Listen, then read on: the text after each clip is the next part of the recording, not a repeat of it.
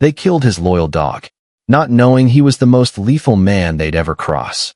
The sun had just begun to sink behind the rows of brick houses when Jonas Black stepped onto the sidewalk with Zeus.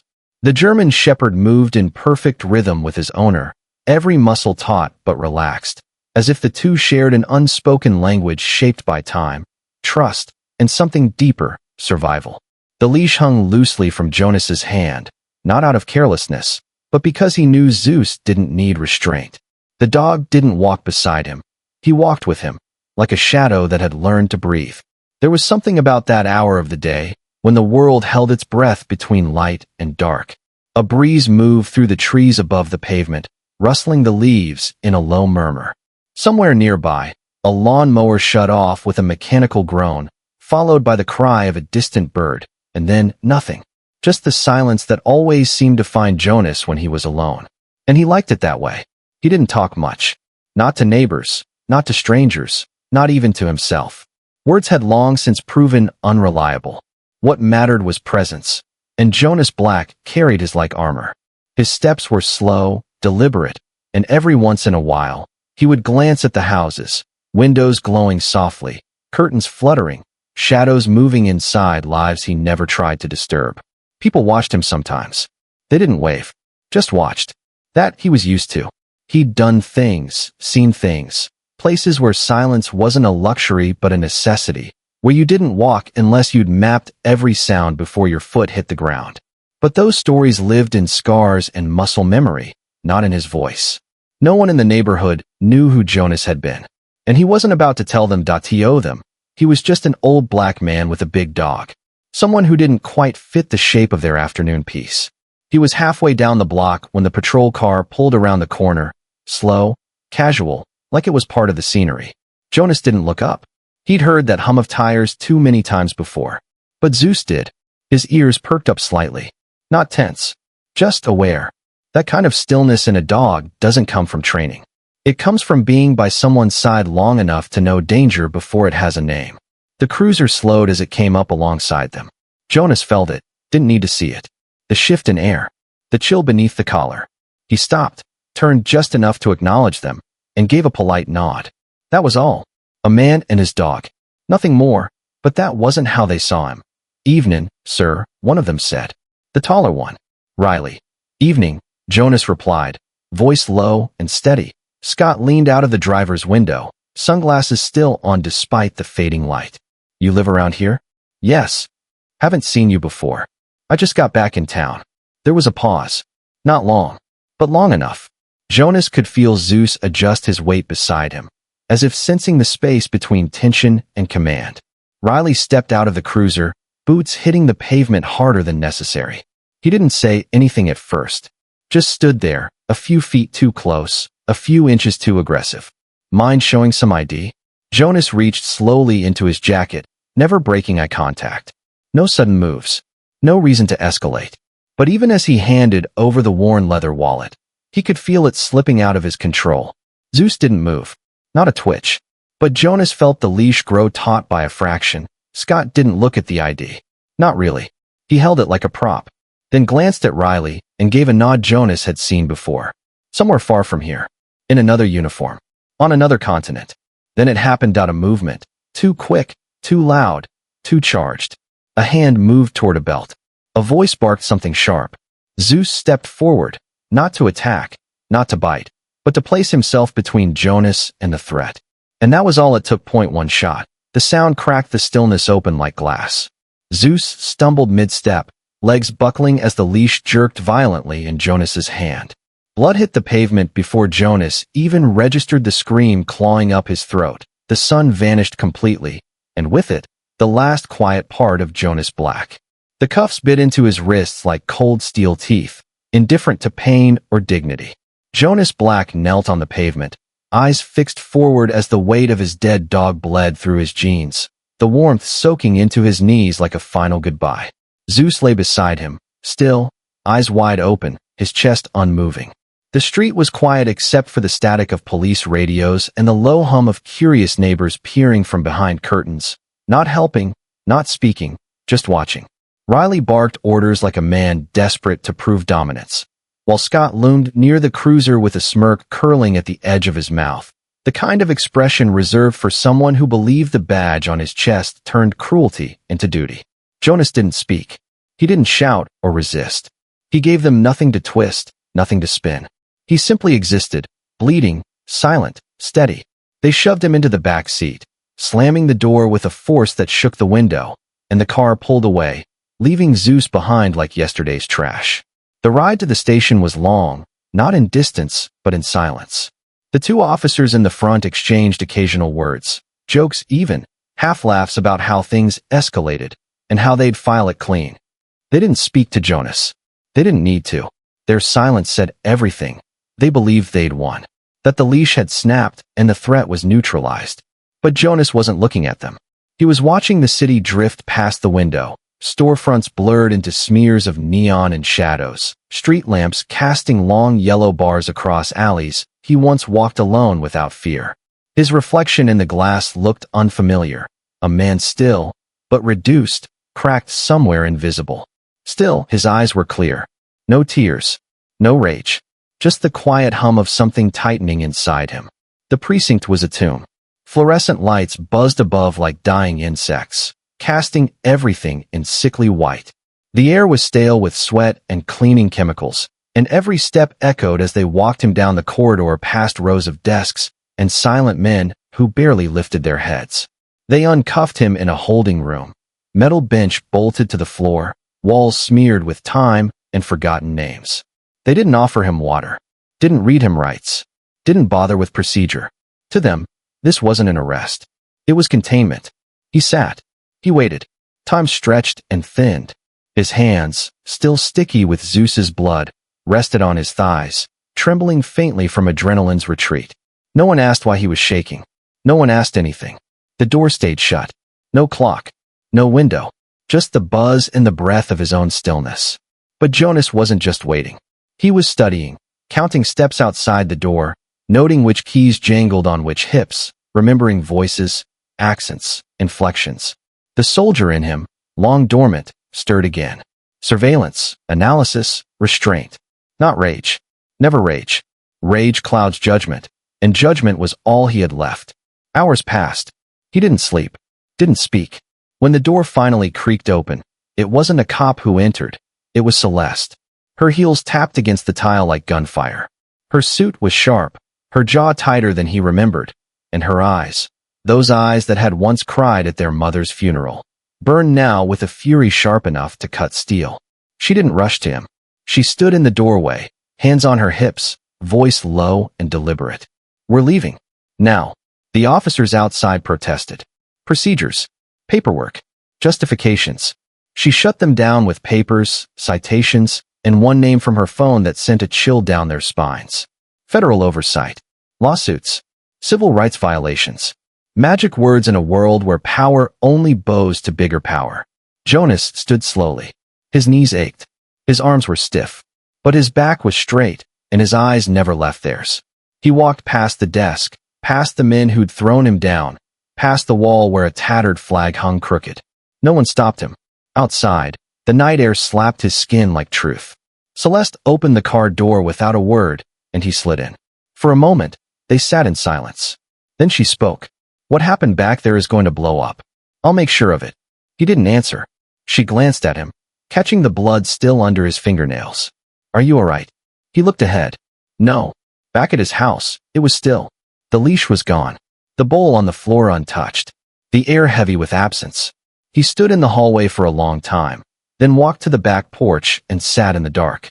Celeste watched him from the kitchen, wanting to say something, but knowing words meant nothing now. In that silence, Jonas made a vow. Not out loud, not even to her, but in the marrow of his bones, something shifted. He had not fought back. He had not screamed. He had not broken. But that didn't mean he had forgiven. The fire would not show in his hands. It would show in his mind, in the way he moved, in what he remembered, in what he would build. This wasn't over. Not even close.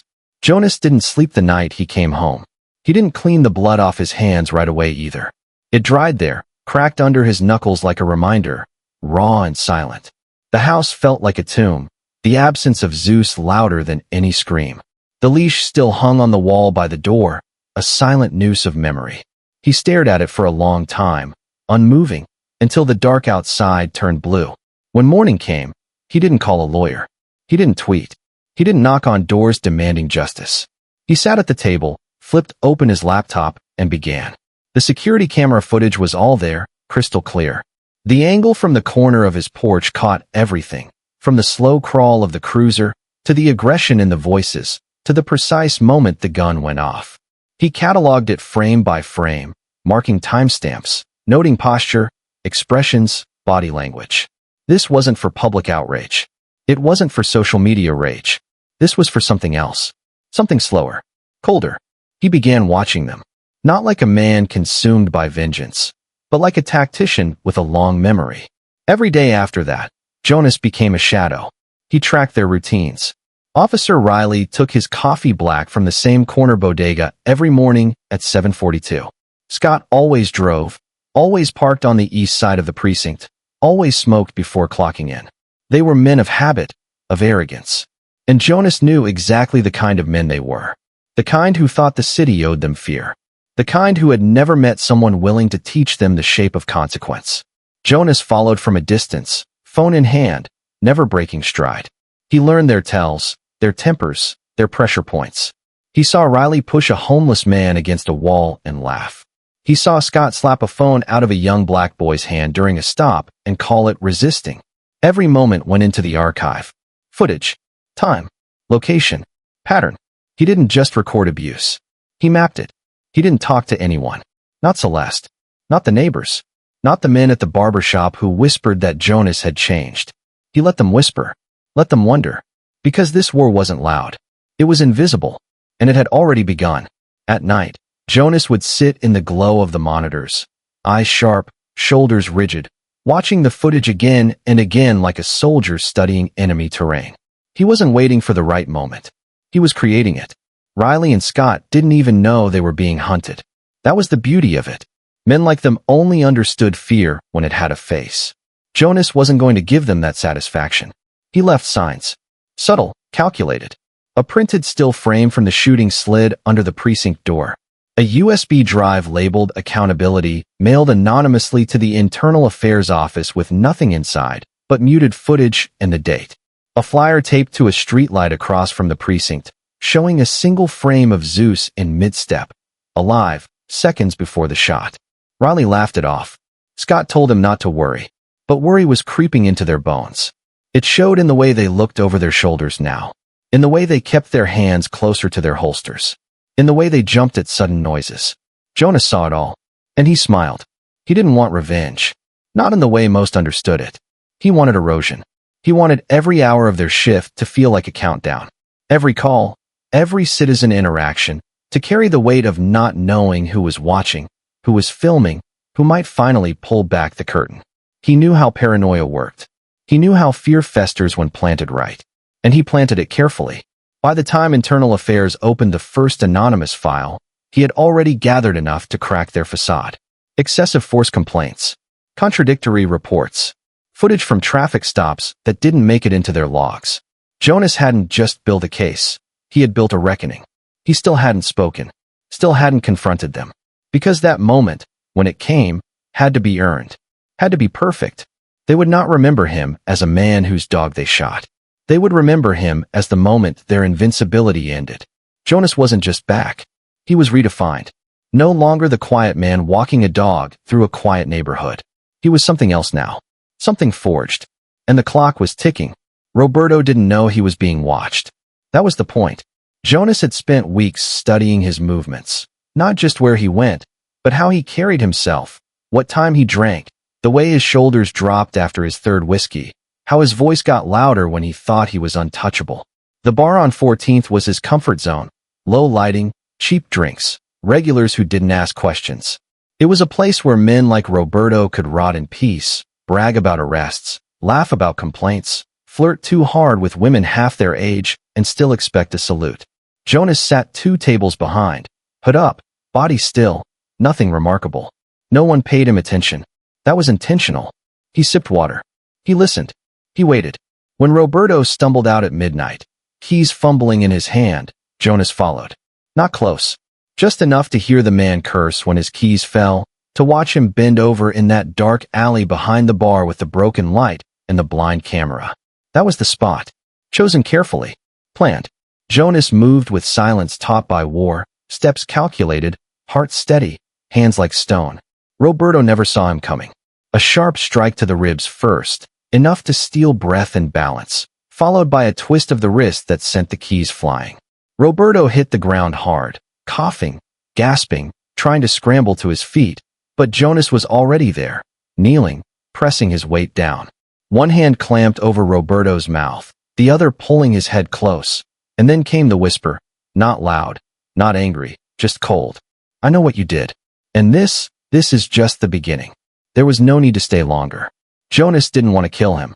He wanted him awake, alert, alive enough to know fear had found him. He disappeared before Roberto could even lift his head. By the time the man staggered to his feet, hands shaking, chest burning, Jonas was already blocks away, walking calmly down the street like nothing had happened. The next morning, Roberto didn't file a report. How could he? Say he was ambushed? By whom? There were no bruises he could explain, no attacker he could describe. Just the panic in his chest and the voice in his ear that still echoed every time he tried to breathe easy. Jonas knew that fear. He had felt it himself once, years ago, behind enemy lines. And now he wielded it like a weapon. Riley was next, though not in the same way. Jonas didn't touch him. He didn't need to. He knew Riley's weakness wasn't physical, it was pride. So he targeted it. Subtly. A call to the precinct from an untraceable number. Check your locker. He knows. A file slipped under Riley's windshield wiper, showing a still frame from a traffic stop he never reported. One where the boy he shoved had a broken nose and a bruised soul. A message scrawled in red ink across the page. How many more? Riley laughed it off at first, told himself it was some punk kid playing games. But that laugh didn't last. Especially not when he found the same photo mailed to his home address. The one no one was supposed to know. The address he never put on public records. That's when the drinking started. That's when the sleep stopped. Jonas watched from across the street as Riley stared at his mailbox, hands trembling. One man assaulted, one man unraveling. No bullets. No knives. Just mirrors held up to their crimes. Jonas didn't want chaos. He wanted collapse. And it was happening, inch by inch. He returned to the alley where Zeus had fallen. He stood there for 10 minutes, maybe longer, and let the silence wash over him. The city moved around him, unaware. Somewhere nearby, a car backfired and a dog barked in reply. Jonas didn't flinch. He simply looked down at the pavement where the blood had dried weeks ago, where memories still stuck like ghosts. Then he walked. Back into the dark. Back into the plan. The next part wasn't about the officers anymore.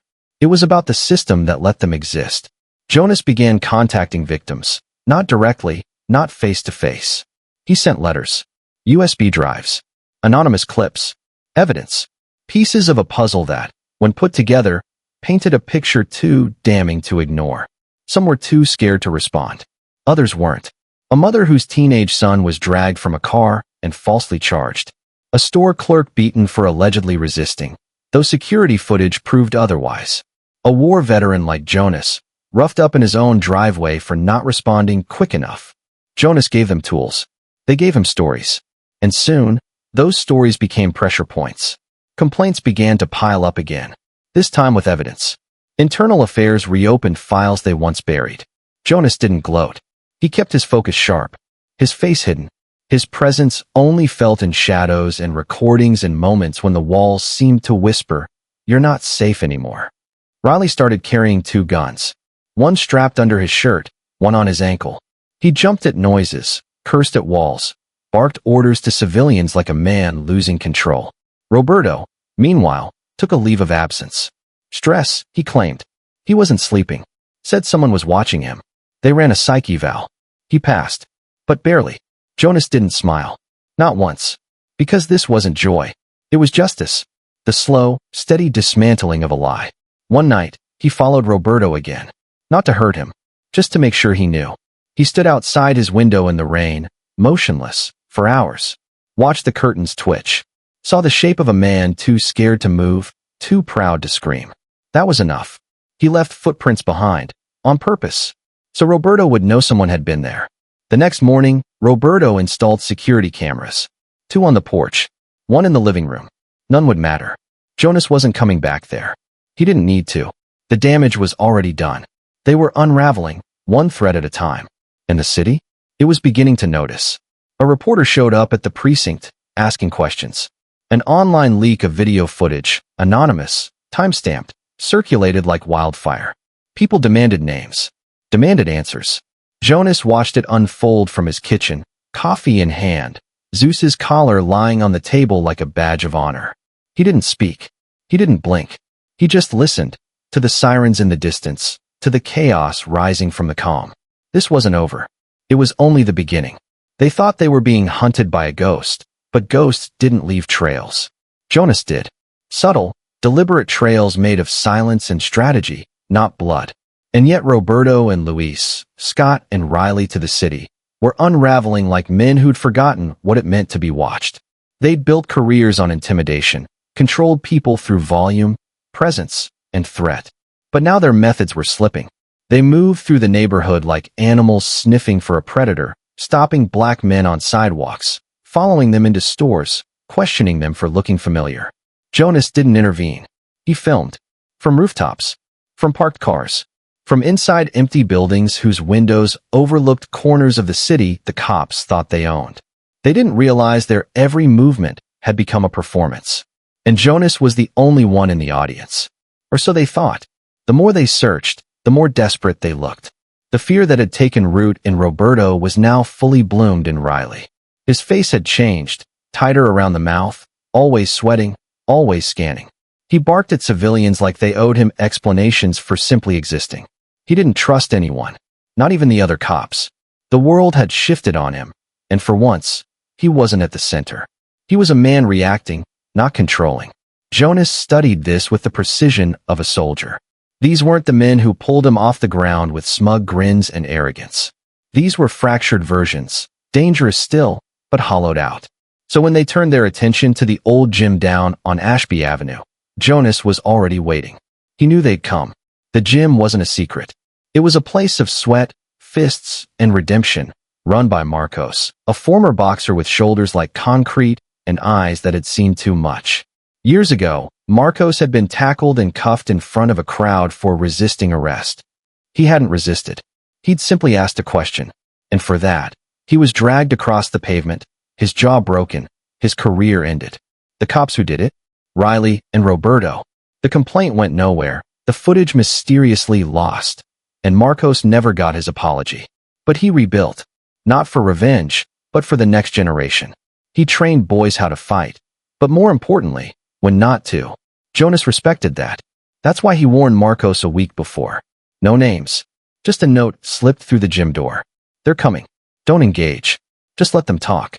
And let the cameras do the rest. So when Riley and Roberto showed up one rainy Thursday afternoon, puffed up with false confidence and false warrants, Jonas had 6 hidden lenses already rolling. They didn't see them. They only saw Marcos. Big. Black. Calm. That calm drove them crazy. Riley stepped forward first, barking about an anonymous tip, asking to see the locker room, asking who was training there lately.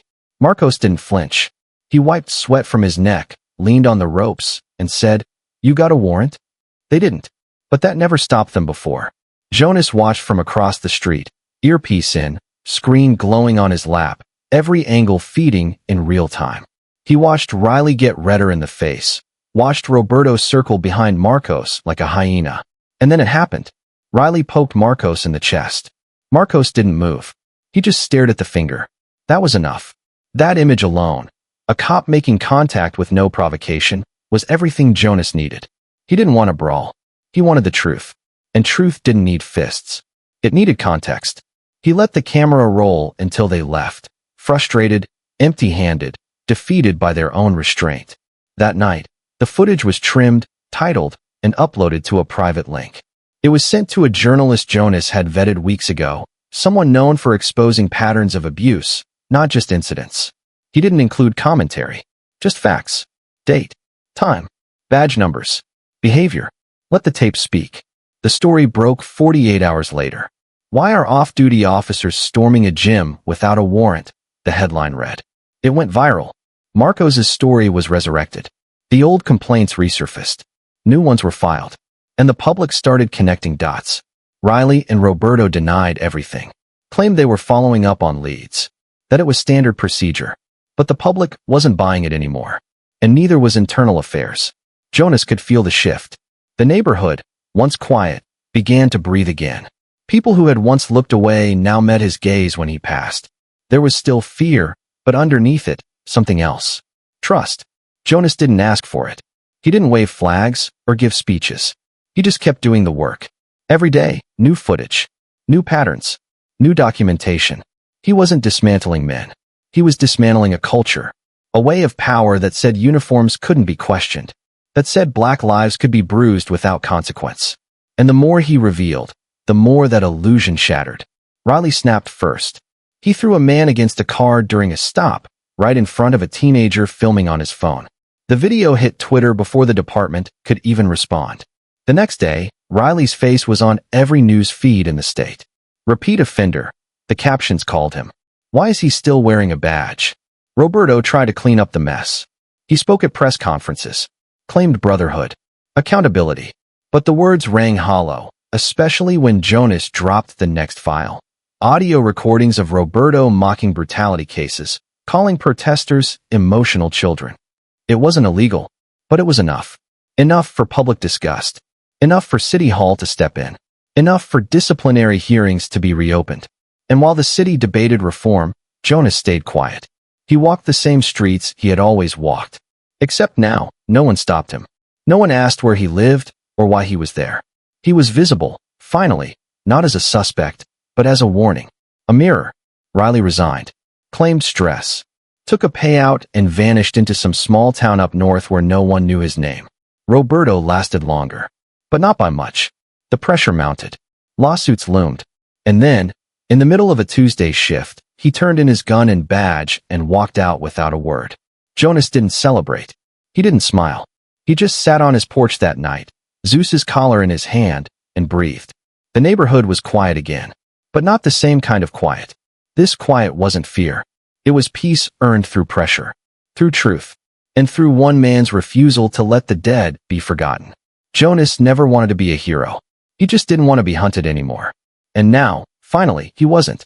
They thought they were flipping the game, that if they came to his doorstep first, they'd take back control. No warrant, no body cam, no backup.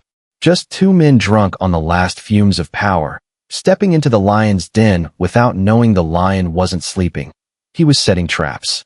Jonas had prepared for this. Not with violence, not with weapons, but with clarity. Every angle of his home was covered.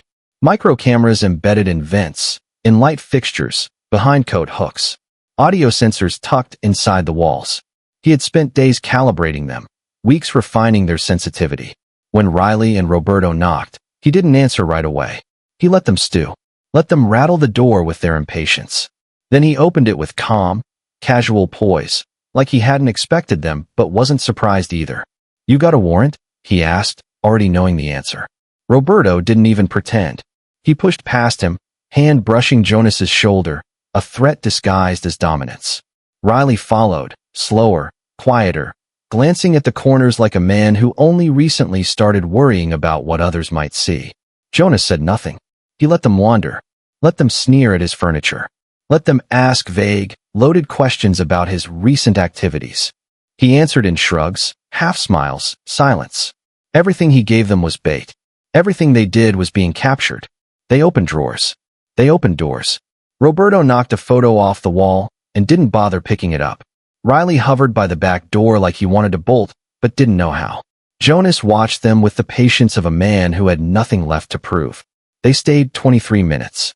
When they left, Roberto said something over his shoulder like, "This could have gone differently," and Riley glanced back one last time, eyes darting to the ceiling vent without understanding why. Jonas didn't reply. He closed the door gently behind them, then locked it, then walked straight to his computer. Every second of their illegal entry had been recorded, logged, backed up in triplicate. By sundown, it was packaged in a digital envelope with timestamps, voice profiles, and contextual overlays. He didn't send it to the police department. He didn't trust that house of rot. He sent it to his lawyer, to a civil rights group he'd never contacted until now, to 3 journalists whose inboxes were flooded but who always opened videos that began with abuse. He didn't add a message. The footage was the message. The story exploded, not in a scream, but in a wave. Headlines rolled in with words like unlawful, retaliation, targeted harassment. One outlet called it a chilling escalation against a man who had already suffered enough. But Jonas knew this was never about suffering. It was about exposure. Truth was a scalpel. Precise. Surgical. And he had wielded it without flinching. Social media lit up with anger. Hashtags flared across timelines. Hashtag justice for Zeus. Hashtag who protects us. Hashtag Jonas Black deserves better. Commentators debated whether what Jonas had done was activism or vengeance. They missed the point. He didn't want their applause. He wanted their attention. And now he had it. Roberto and Riley went silent. No statements. No press conferences. Their silence wasn't strategy, it was fear. Jonas watched the footage of their visit again, this time not as a survivor, but as a man reclaiming power. He paused on the frame where Roberto kicked the photo. Zoomed in on Riley's face as he scanned the room like he knew something was off, but couldn't name it. That hesitation was the tell. They knew they'd crossed a line. They just didn't realize how deep into enemy territory they'd wandered. The department scrambled. Statements were made. Policies reviewed. Riley was placed on administrative leave, pending investigation. Roberto disappeared from patrol duty altogether. A reporter knocked on Jonas's door. He didn't answer. Let them write their stories. Let the truth marinate. He wasn't interested in interviews. He had already said everything he needed to with evidence. That weekend, the protests returned. Not chaotic, not violent, but loud. Purposeful. Crowds gathered in front of the precinct with posters of Zeus's face and quotes from the footage. Is this justice? They shouted. Who's protecting the protectors? The mayor issued a statement. Jonas didn't read it. He knew the cycle. Denial, delay, deflection. But this time, something was different. The community wasn't letting go.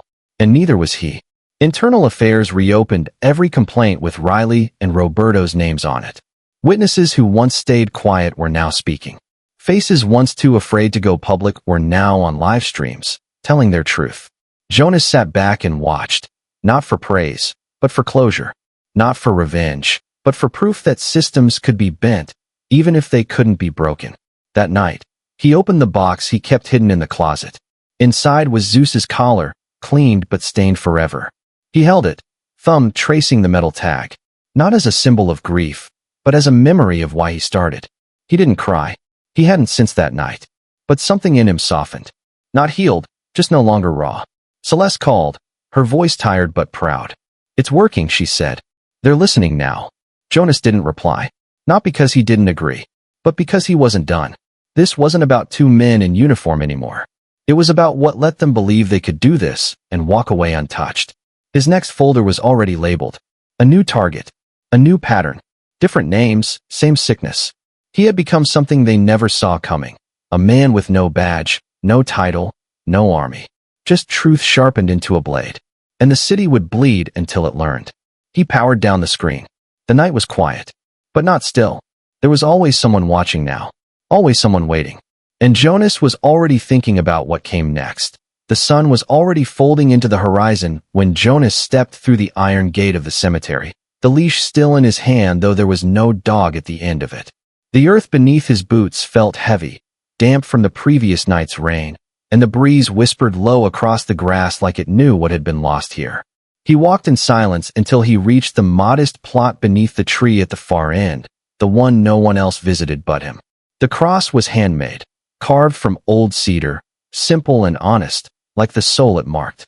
Jonas knelt slowly, knees creaking under the weight of memory, and reached into his coat pocket. He pulled out the old collar, faded leather, rusted tag, the name, Zeus, barely legible anymore. With a steady hand, he looped it around the cross, pulling the buckle tight like he was fastening it for one last walk. He didn't speak for a long time. The wind moved through the leaves above, and for a moment, he could almost hear Zeus's paws against the pavement, that familiar panting, the excited tug of leash whenever they passed the corner bakery. Finally, he said it. Not loud, not for anyone else. We did it, boy. His voice broke a little, just enough to remind him he was still human. We made it mean something. And that was the truth. Not revenge. Not victory. Meaning. The investigation into Riley and Roberto had erupted into something far bigger than anyone expected. Civil lawsuits. Department-wide audits. The police chief offering a televised apology, but it was too rehearsed, too late. The two officers had been officially suspended, but Jonas knew that was only half the battle. Systems didn't rot from one bad apple. They rotted from the silence around them. That's what he fought. Not men. Culture. Expectation. The quiet, invisible shrug that allowed cruelty to masquerade as protocol. Celeste had called that morning. The firm she worked for was going to represent 3 other families now. Families who had been too scared to speak up, until Jonas made them feel like someone was listening. But he didn't want recognition.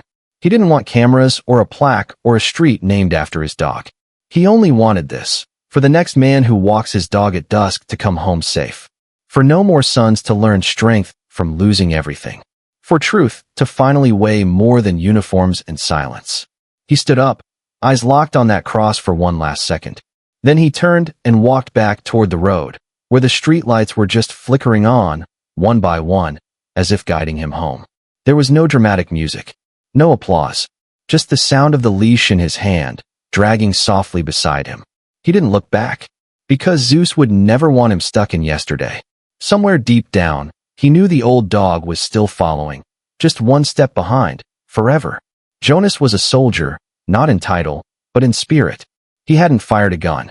He hadn't raised his fist. But he had waged a war all the same. A quiet, deliberate war for dignity. And in doing so, he reminded the world of something too often forgotten. Justice doesn't arrive in sirens or speeches. It arrives in silence, in grit, in the people who refuse to look away when it hurts. If this story moved you, if it stirred something deep that won't settle, then don't let it end here.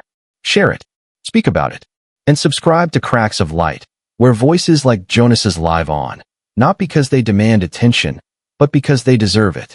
Sometimes the smallest act, a leash, a video, a whisper in the dark, is what changes everything. And sometimes it starts with someone like you hitting play.